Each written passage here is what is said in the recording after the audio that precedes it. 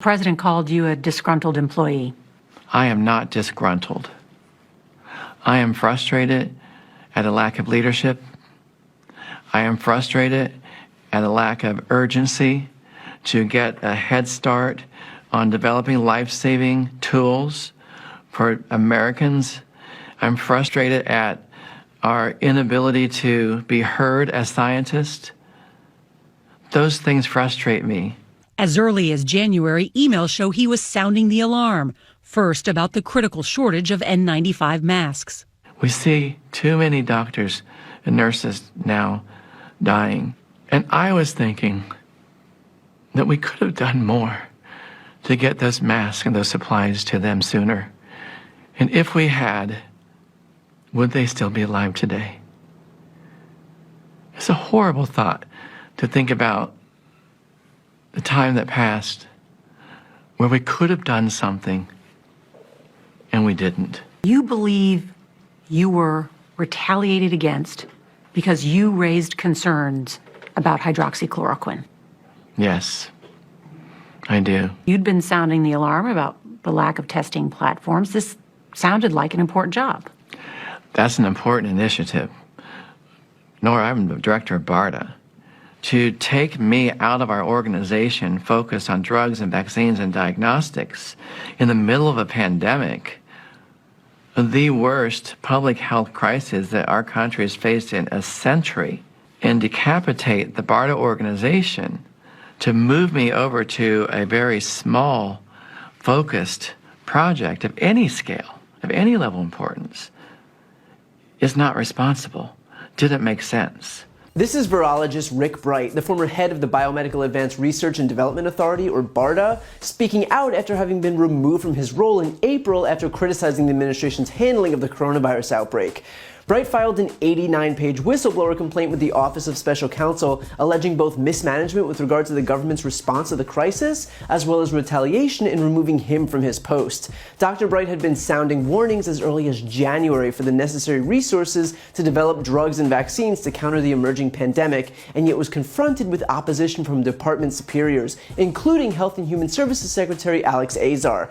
According to the complaint, on January 23rd, Bright met with Azar to press for urgent access to funding, personnel, and clinical specimens, including viruses, that would be necessary to develop treatments. But Azar, quote, asserted that the United States would be able to contain the virus through travel bans. From there, Bright was cut out of future department meetings related to coronavirus. And as we all know, the travel ban clearly did the trick and saved the United States from getting any cases or deaths.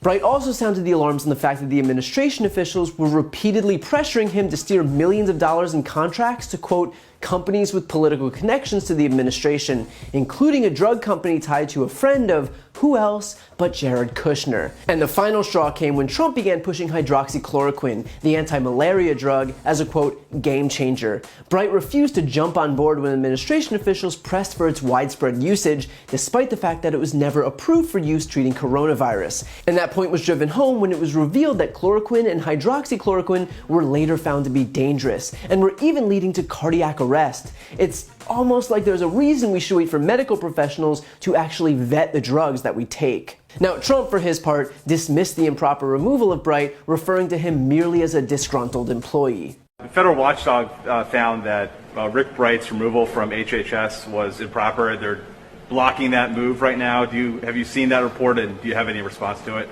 I don't know. To me, he looks like a disgruntled employee. I don't know who he is, but to me, he's a disgruntled employee. And if people are that unhappy, they shouldn't work.